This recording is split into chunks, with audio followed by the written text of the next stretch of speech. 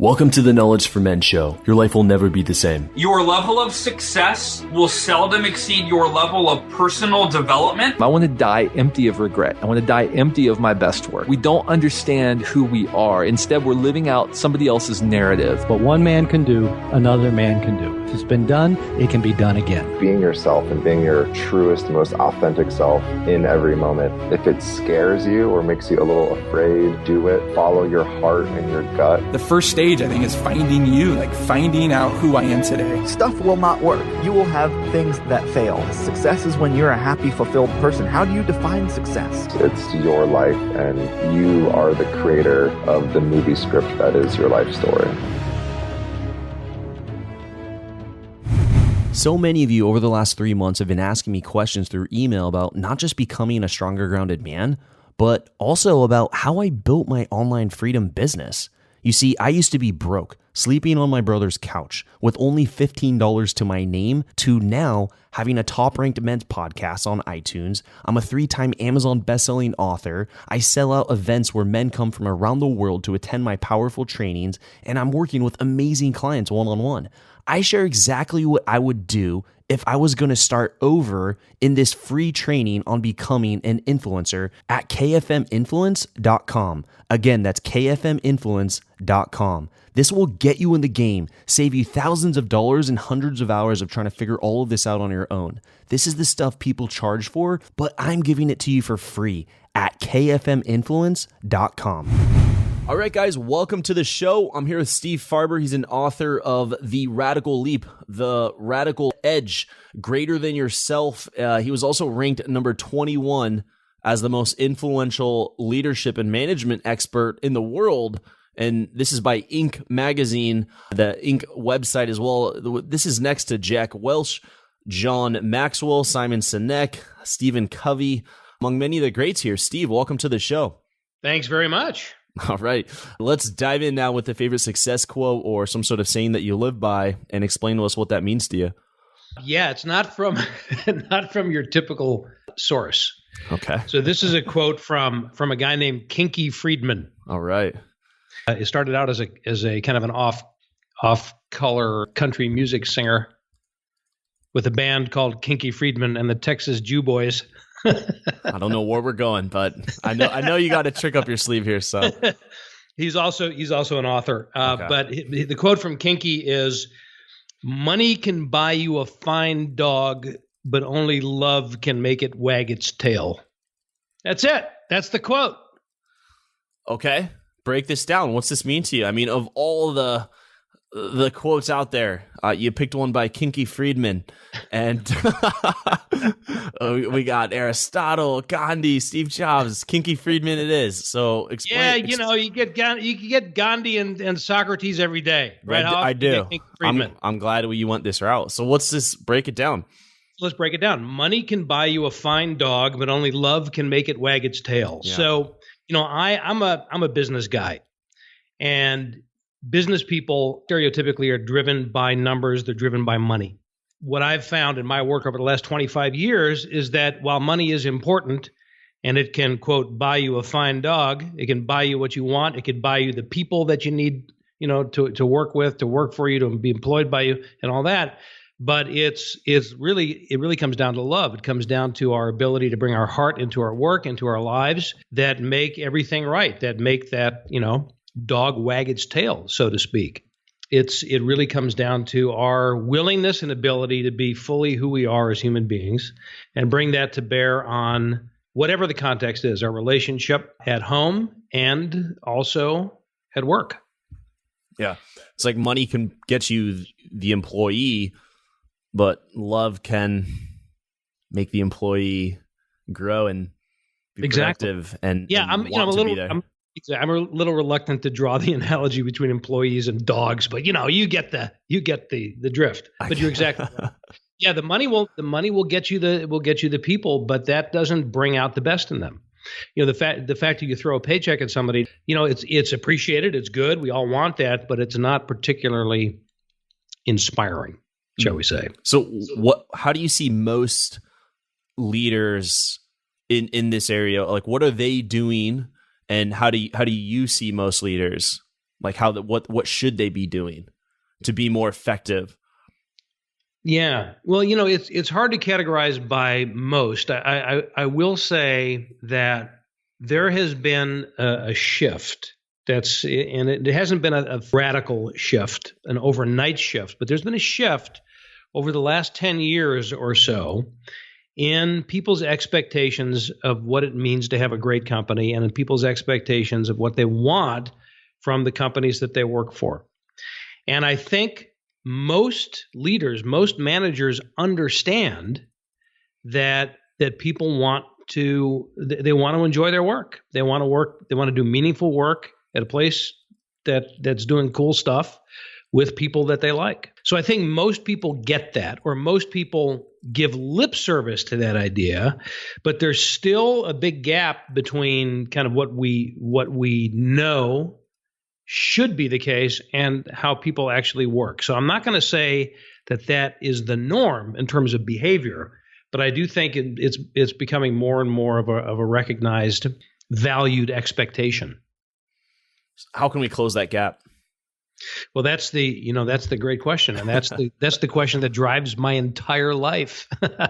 That's what my work is all about, Andrew. I think the way that we close the gap is number one, by having discussions like this, right?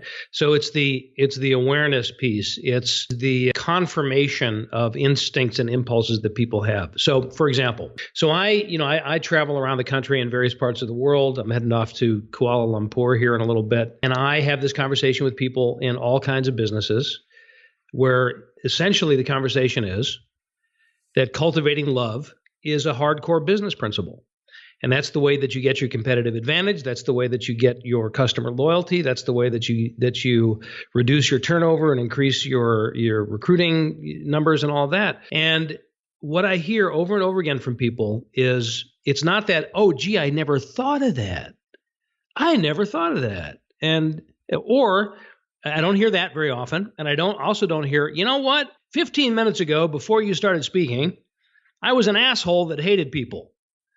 And now I'm converted to it. I don't hear that. What I hear is, I've always known that. I've always felt that. I've just never heard anybody say it out loud before. And you've just confirmed for me the impulses that I've already had. And now I'm inspired to act on it. So really, I consider myself to be in the confirmation business, not in the convincing business. I think a big part of it is to close the gap is to have the conversation and just give people permission to talk about it and recognize love as a business principle for what it is, for the truth that it is. So that's step one. Step two is taking that idea and translating it behaviorally, right? So it's what should that look like in the way that I work, in the way that I run my business, in the way that I foster my relationships, et cetera. So it's taking it from the philosophy into the practice. I think that's a big part of the key. But the desire has to be there first. So do you believe business is relationships?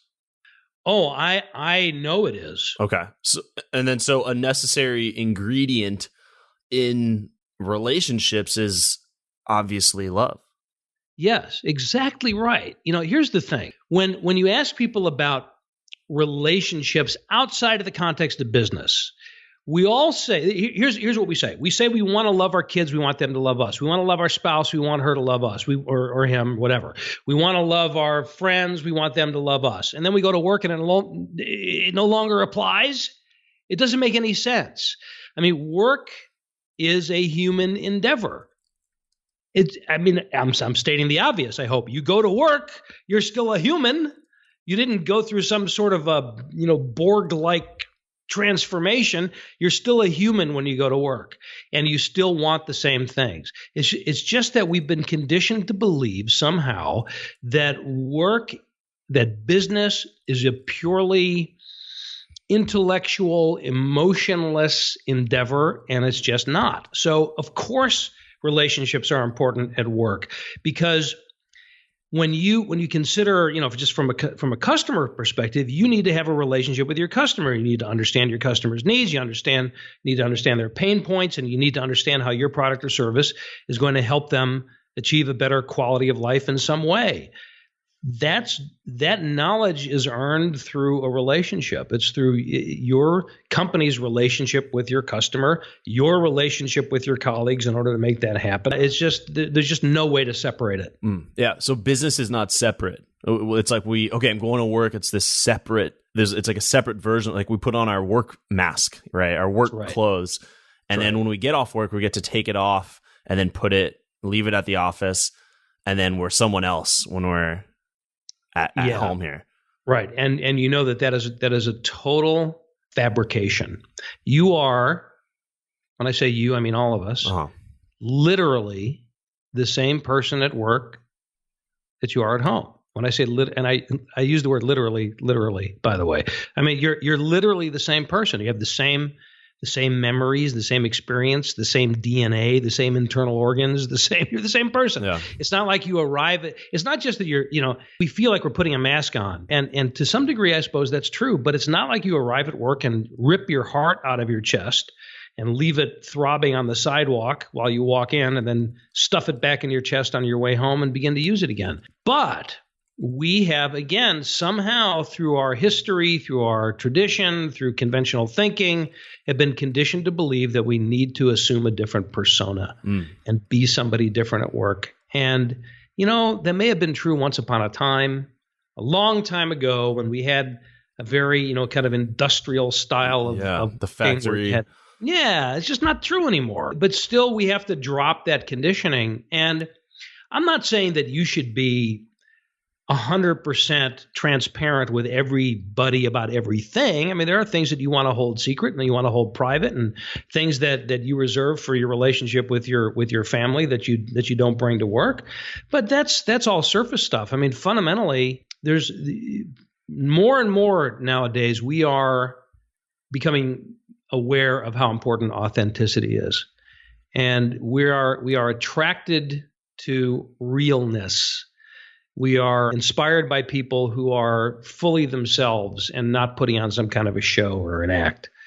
And it's very ironic, but it takes work for us to appear as ourselves. So if you feel like people are listening, okay, I get it. I got this message. It's really good. It really kind of confirms what they might already know. But here's the question that I have. If one feels that they can't be their authentic self at their work, are they just in the wrong place? Could very well be. It could very well be. I mean, I run into that every day. What concerns me, though, is that I think too often people jump to that conclusion too quickly. What do you mean? Well, I mean, if I'm feeling like I can't be myself here, things aren't quite right, I don't feel inspired, therefore I must be in the wrong place. That could very well be true.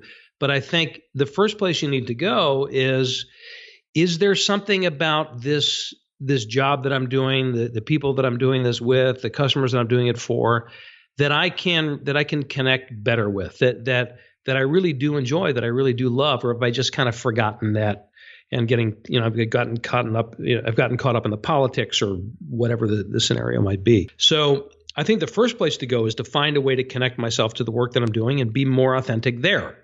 And listen, there are times where I'm just in the wrong freaking place. Maybe I have a values conflict with the way that we do work around here, or the kind of work that we do. Maybe it's just people really, my talents are really not appreciated or needed here. That's possible. Life's too short. Don't stay there. Look around. Polish up your resume and look around. But I also think that it's easy to get complacent about the things that we're really grateful for, right? I mean, if I'm coming to work and I really love the people that I work with, then I should be paying attention to that and get some, draw some energy from that. And it could very well be my own lack of attention to the job that I'm doing that's creating this dis-ease about where I'm working. Yeah, I think it brings up a big point, because if business is relationships and we feel that the love isn't there, or that we're not enjoying the work we're doing with the people we're doing it with and who we're serving, then really we're just in a bad relationship. Or like we're going into work, and if we're calling business the work, it's like it's just a relationship. It's a community of relationships amongst the people we work with, the people we're serving, and all the vendors and things like that. And so we might need a breakup. Yeah, that's right. That's true. Before that happens, though, before the breakup, let me be very specific with something that I'll recommend that people do. Okay. And this is a good practice for all of us, whether we feel like we love our work or not. Ask yourself this question: what specifically do I love about my work? And I know that might sound a little bit simplistic, but it's really not. It could be quite profound. So there's a couple ways of asking it. You can ask yourself, why do I love my work, or what do I love about it, right? And the more difficult it is to answer that question, the more important it is to answer that question. Because that question is designed to help you inspire yourself, right? And to re-enliven or re-stoke the fire that may have gone out before. A lot of times people are really excited about the new job, and it all seems, it's a shiny new toy and all these new people, and I'm learning all this new stuff, and then I'm there for a little while, and it starts to feel like it's the same old thing every day. So this question is designed to help you get back into that state. Once you start answering that question for yourself, you'll feel your energy change, or the answer will be, not a damn thing. What do I love about this? Not a damn thing. I hate the people. The product sucks. The hours are awful.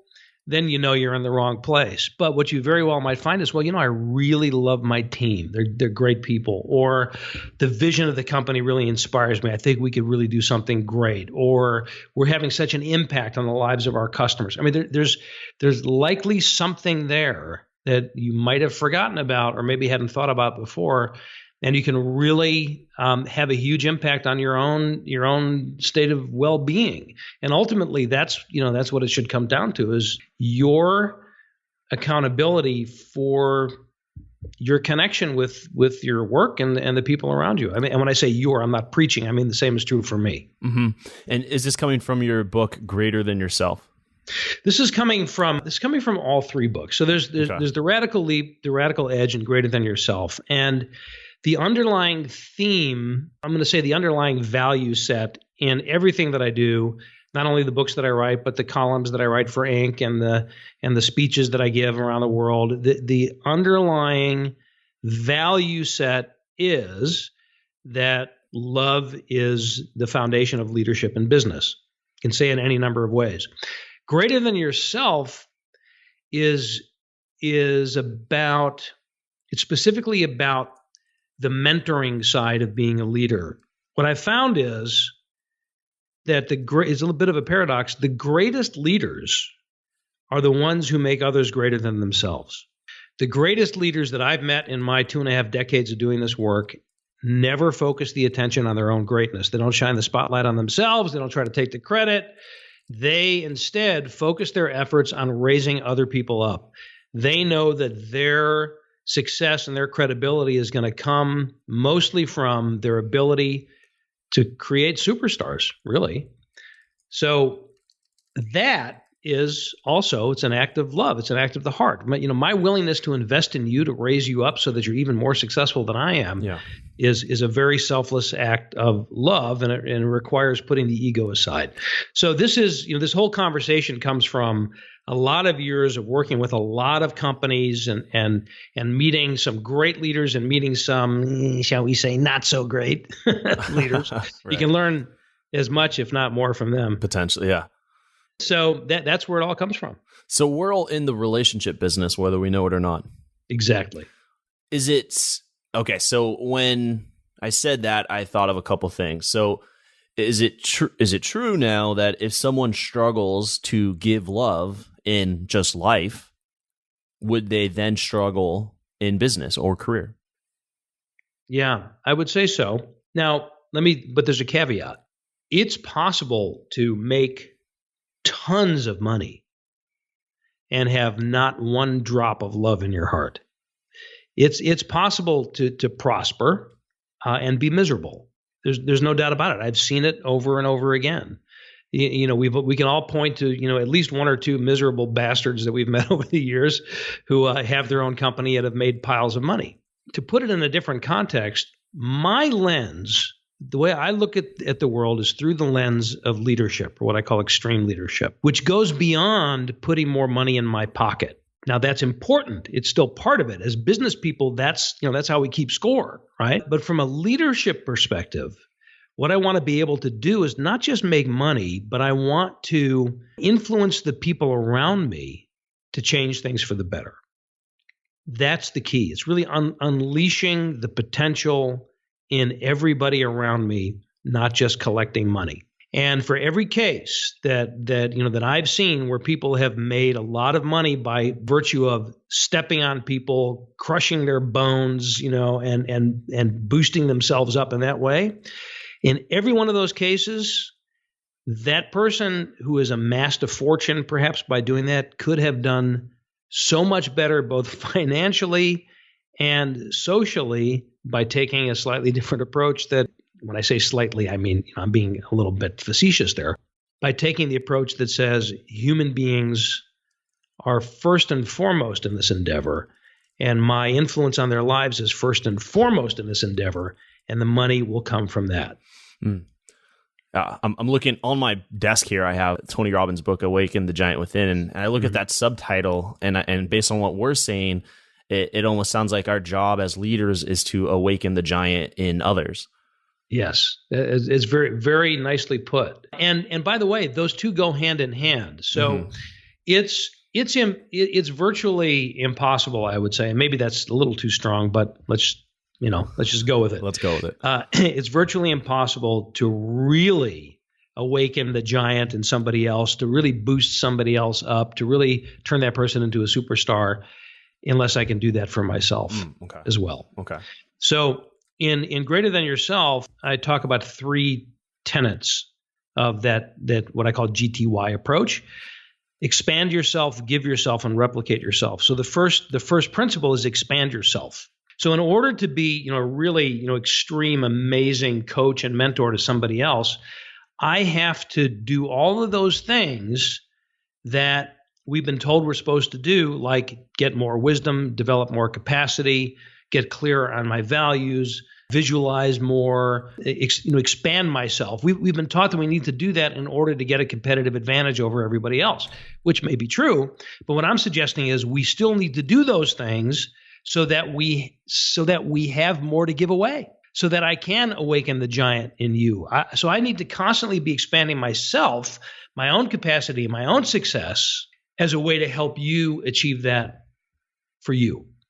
Does that make sense? Absolutely. I'm thinking of the old airplane analogy: when the mask comes down, you got to take care of you first, and then you can help others around you. Yeah, it's a great analogy. Who would be some examples in history of leaders who really embody this style of leadership?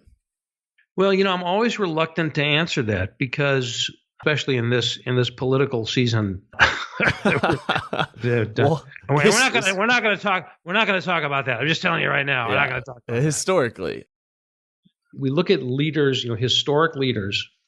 We have to remember that we're looking at them through either the filter of history, or the filter of the media, the filter of the press. In other words, I never sat down with Gandhi face to face, but I know about him through the stories that have been told, which is another way of saying history. And he's, but what a perfect example of somebody who, in the grandest sense, he was a very, deeply spiritual man, put his own self and ego aside in order to raise up the Indian people and achieve independence from Britain, right? So that's a great historic example, but I'm not Gandhi.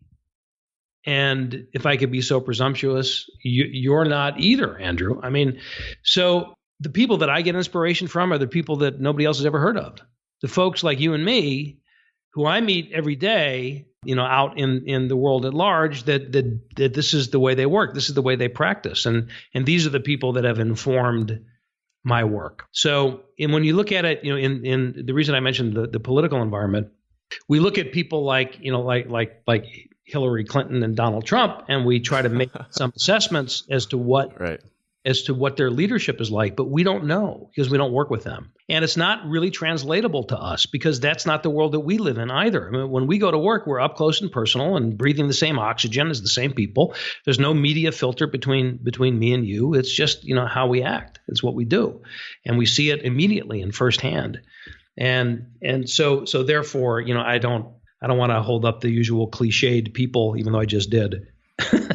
Let's take a guy like Steve Jobs, for example, where in his books, not his books, but books written about him, such as the Walter Isaacson book and documentaries, and obviously there's been movies made about him, where he is somewhat of a just very difficult to be around. He's very much into the vision and pushes people to do things that are what others think is impossible. His reality distortion and pushes people to do great work. However, not based on what is written, sometimes not in the best light of love. Yeah. It's interesting. It's a great complex character because I love that one of his famous speeches where he talked about how important love is. The only thing that kept me going was that I loved what I did. The only way to be truly satisfied is to do what you believe is great work, and the only way to do great work is to love what you do. Yeah, it's a quote that I've shared many, many times. Mm-hmm. On the other hand, he does, he did have that reputation of being, I'll say this nicely, extremely difficult. So here's the thing. Steve Jobs, the one thing that Steve Jobs had, the one advantage that he had that most of us do not, is that he was Steve Jobs. In other words, his brilliance was so unique and so significant that he just overlooked the other stuff. It just wasn't part of who he was. And it didn't matter in terms of the impact that he had. In terms of the impact on technology and lifestyle and the way we live, it didn't matter. Did it have an impact on the people that worked for him? Yeah, there are quite a few bruised bodies there. But we can't use him as an example. I can't use him as an example for myself. I'm nowhere near the brilliance of Steve Jobs, and that's true for most of us. So for most of us, it just comes down to really simple, basic requirements that we have of one another, that we, mere mortals have of one another. Yes, Steve Jobs was a flawed character. And again, I would argue, although I have no way of proving it, if he combined that same brilliance with an approach to people that brought out their brilliance in a more positive way, I think he would have even had a bigger impact. Yeah. So these guys who break that whole idea about giving love, you believe that if applied, that they potentially could have done even bigger things. I do think so. And, to look at another, kind of iconic figure, if you look at Richard Branson, right? So here's a guy who exudes love. Listen, first of all, let me just preface this by saying that love is oftentimes interpreted as trying to be nice to everybody all the time and making sure everybody's happy and lowering the standards in order to make that happen. But the opposite is true. The greater the love is, the higher the standards are. And Richard Branson, I did some work with Virgin America or the American business unit of Virgin Atlantic. This was a very long time ago now. I'm kind of dating myself here a bit, So I've never met Richard Branson, but I know a lot of people that have worked with him in various endeavors, and they love the guy. They love him.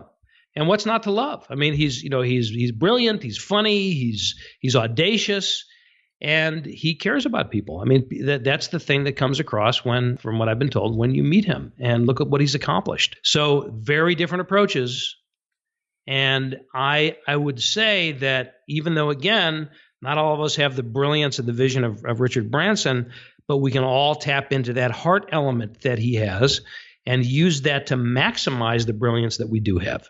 How about a guy like Elon Musk, someone who's really at the forefront of a lot of innovation here today? Yeah, again, the only thing that we know of Elon Musk is amazing, technological prowess. When I say the only thing we know of him, I mean, I know people that work at SpaceX that love it. And it's very, very, if I can throw in one more, very challenging a place to work because the standards are so high and the expectations are so high. So high expectations are a good thing. All I'm saying is I don't know Elon Musk personally. But again, here's a guy that has such incredible brilliance that I'll cut him an awful lot of slack because of the contribution that he's making to all of us through his technological brilliance. And I really do think that he and his various companies are changing the world. Yeah, absolutely. Love the work he's doing. So now a question here about being a leader and feeling like you're alone. You're giving a lot of yourself to your community, to your people, to the team. And if you're at the top where you feel like you're alone in that space, like what do you recommend for leaders who can relate with that experience? This might sound blunt, but you're doing it wrong. Wow. Yeah. So because again, it's a classic kind of mythological model of leadership that I'm the lone knight on the white horse riding in to save the day, or the old, it's lonely at the top sort of a thing. Now, granted, it might feel lonely because we're kind of feel like the responsibility is riding on our shoulders as the positional leader. And, I will admit to feeling that way myself sometimes. But what I meant by you're doing it wrong is that nowadays, now more than ever, leadership is a collaborative process. This is something that we're all doing together. And even though I might be the positional leader, I'm going to look for opportunities to have other people step up into leadership roles. And we're going to figure this out together. Now, granted, in a traditional business environment, I'm going to if I'm the boss, if I'm the owner of the company, if I'm an entrepreneur, whatever, or the CEO, whatever it is, there are times where I'm going to make the final decision, and that can feel lonely because it falls to me to do that. But if I'm getting to that decision in the right way, I've involved people, I've listened to people, I've gotten their input, I've had them tackle certain parts of the challenge. We're doing this together. And the more I can create a feeling for how we're doing this together, the less lonely I'm going to feel. I wrote a column on Inc.com about a company started by a guy named Joe Tino, spelled T-E-N-O. The company is called Core, Q-O-R. It's a startup. They've only been around for a couple of years. They're a high-end men's athletic apparel company. Joe used to be the CEO at Athleta, which was kind of, a competitor to Lululemon, women's athletic wear. They sold the company to Gap in 2008 for $150 million. And then Joe has started Core. Now, the reason I bring him up in this context is whenever it was a really interesting interview, and it comes across in the column that I wrote on it too. Whenever I asked him, what did you do and how did you make that decision and what was your strategy? He was very insistent that it wasn't him. So we agreed that whenever I used the word you, I would be referring to it in the plural sense. More than anybody I've ever met, he was completely resistant to the idea that he alone did anything. It was all about the team. It was about the culture they created. It was about the things that they've created together. And I will tell you that he feels a great sense of responsibility, but he does not feel lonely. Yeah. Yeah. I like how you said when you're making these big decisions, you've involved the team. You've involved others around you. So you don't feel like you're so much alone. How about in scenarios where the leader doesn't know if they're going to make payroll and is still leading the company, but they don't want to appear like, they don't want to give off that vibe that, hey, like things are falling apart here, but they still want to try and give that confidence to the team that we're going to make it. Yeah. It's a great question. And as a lifelong entrepreneur, I've been there before. This is not a hypothetical for me. Okay. So I think what advice would you tell yourself now, knowing what you now know today? What would you tell your former self in that situation? I have to say that I think I handled it pretty well back then. Uh-huh. And this is, when I say back then, I'm 58 years old now. This was it was before I was 30 years old. I had my own company. And had, came face to face with that very, how am I going to make payroll kind of scenario. It really comes down to reminding yourself in that moment that you're working with adults here. So to treat people like adults, which means to be honest to be transparent, as opposed to, hey, I'm just going to put on a happy face and everything's going to be fine. Not to worry, whistle while you work, while inside you're melting down. It doesn't mean that it's a good idea to melt down in public. That's not what I'm suggesting. So it's this kind of interesting dynamic where you want to convey confidence and be honest at the same time. So to say, for example, listen, we all know this has been a challenging time.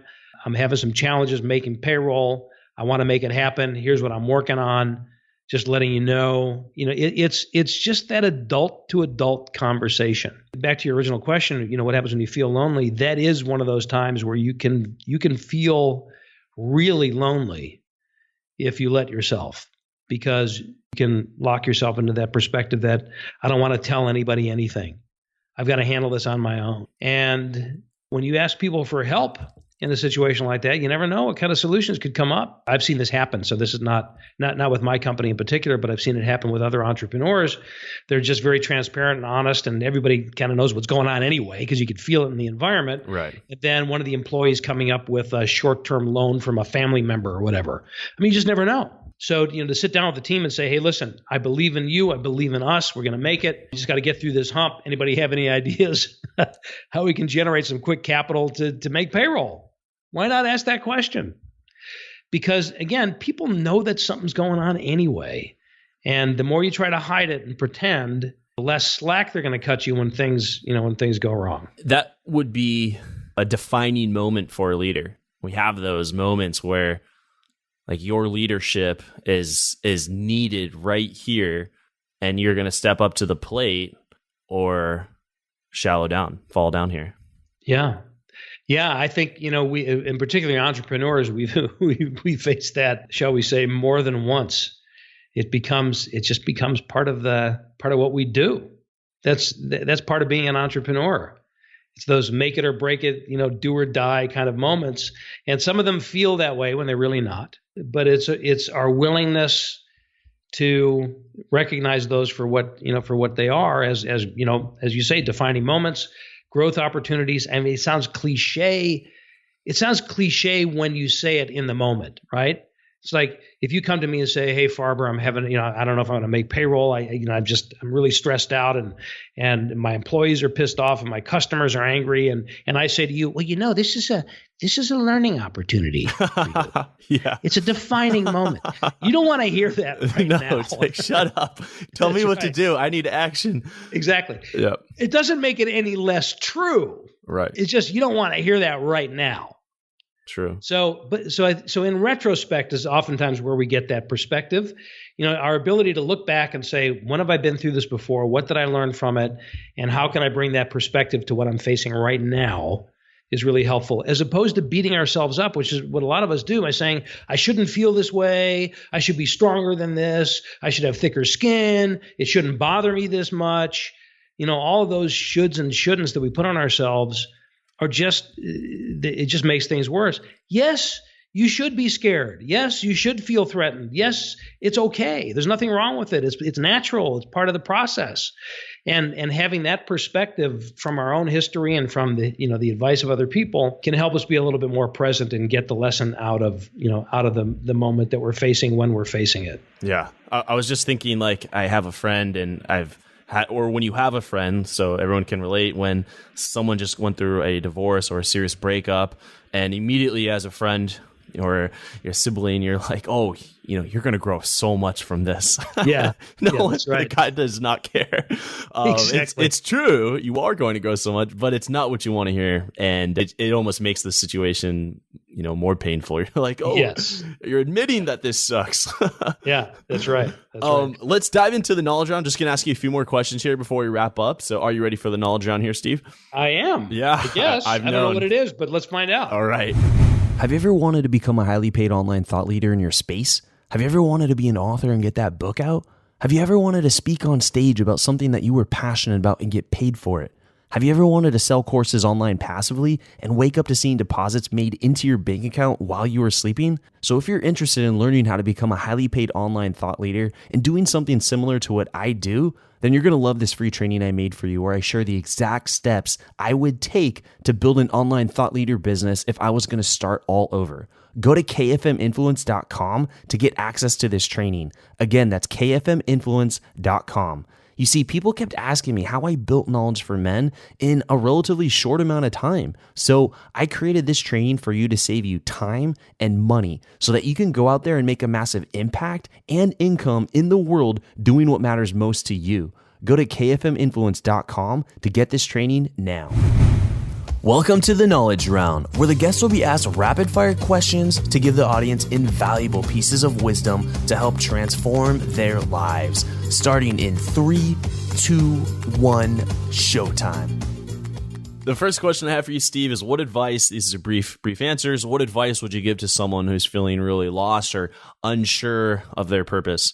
Talk to a friend. It's, we feel like we should be very clear on our own purpose. And it is something that, and we should, but we feel like we've got to, if I'm not, there must be something wrong with me and I'm not smart enough to figure it out for myself. And how come I don't know what my purpose is? We all go through it. So understand the perspective that it's a very natural thing and go to people that know you best and ask them to help you sort it out.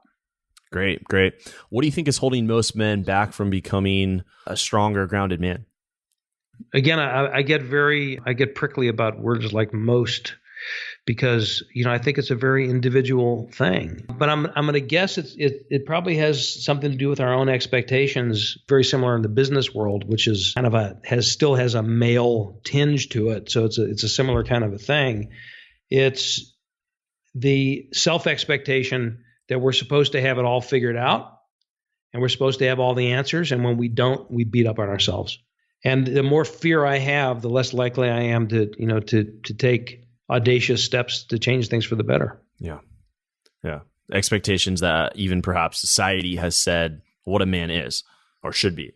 Yeah, it could very well be. But I think ultimately it comes down to how we, translate that into our own experience and interpret that for ourselves.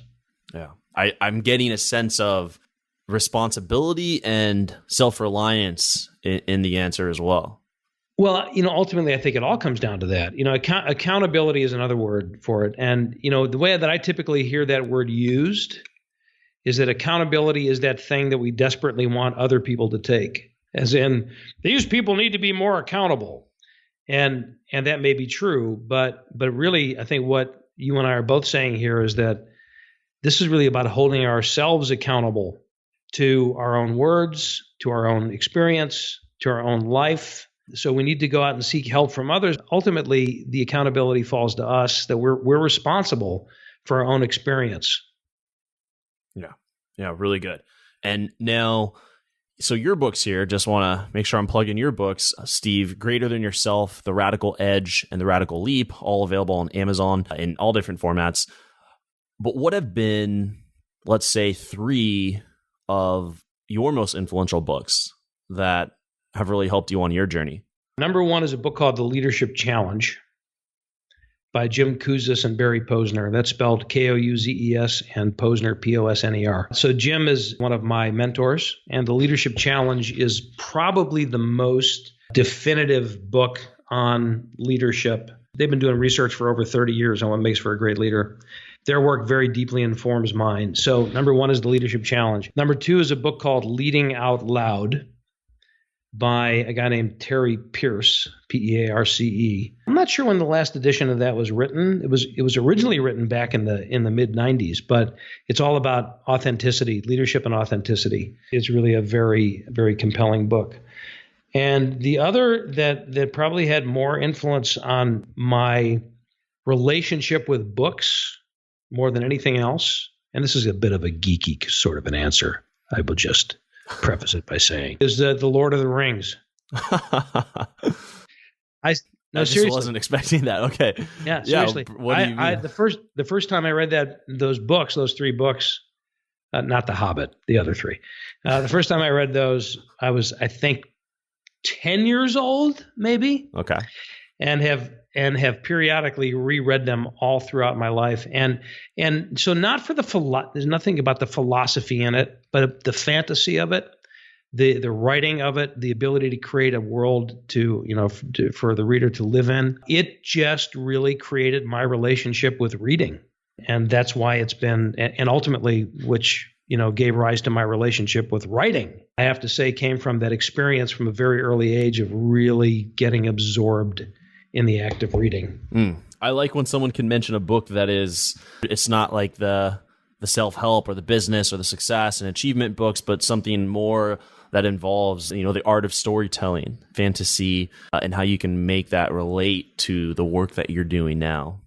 Yeah. And, the art of storytelling is important to me because that's fundamentally what I am. So all three of my books so far, I've got a couple in the works that depart from this a little bit. They're all stories. They're all novels. Yeah. So I write, what is the genre is it's called the business parable, I guess. But they're stories. They're novels with characters, dialogue, making stuff up as a delivery system for the message, for the lessons. I like that. And to wrap up here, one of the final questions here in the knowledge round is really a scenario for yourself. Imagine you had 60 seconds with your 25-year-old self. So if you can envision where Steve is at in personally, professionally, relationships, and you could sit down with him and talk to him for 60 seconds. What would you tell him to do? What would you tell him not to do? Wow, it's funny because I kind of have that conversation with myself all the time. I'm a very introspective, reflective person, so I'm constantly kind of going back there and looking. 25 years old, I was already, I guess the main thing I would say, and you probably hear this a lot, is stay true to your creativity because everything is going to work itself out. I started very young in business and with a family. So by the time I was 25, I had 2 kids in my own business. And that feeling of carrying the world on my shoulders and the pressure of, feeding people, that kind of thing was immense.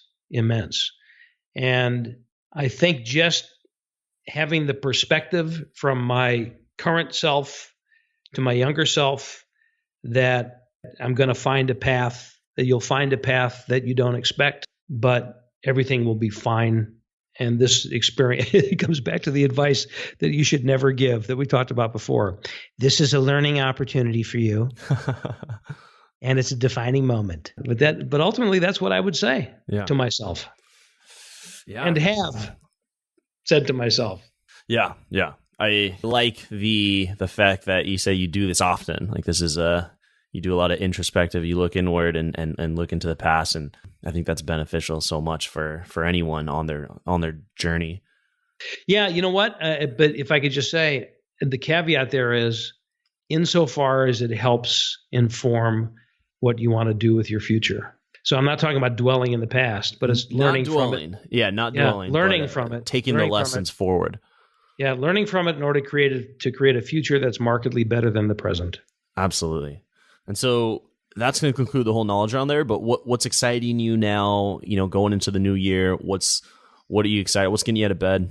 We're in an expansion phase of our business. I've got an amazing team of people coming to spend a couple of days with me here in San Diego in a few weeks to brainstorm what the next phase of our business will be and to take it out to the world and really reach a lot more people. So we're kind of in a transition phase. I'll still speak, I'll still write, but we're going to be doing a lot more culture change initiatives, getting into our client companies and really helping them to create cultures of love, energy, audacity, and proof, which is the radical leap. It's taking shape in a way that I had never thought of before. So I'm really excited about that. And I'm also really excited to get this election over.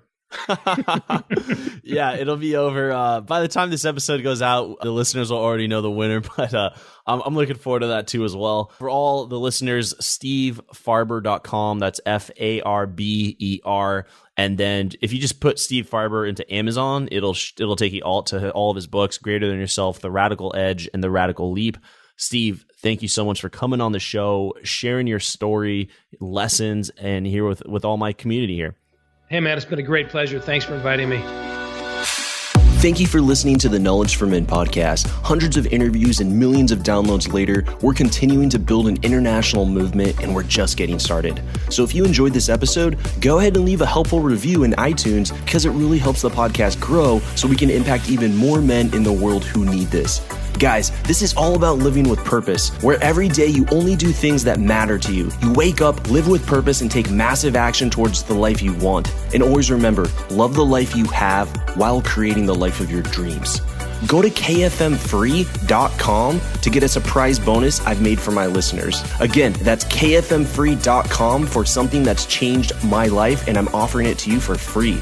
Also, check out my Amazon best-selling books that I've written for you to help you crush life at kfmauthor.com. Again, that's kfmauthor.com to see all the books I've created to help you break through in life.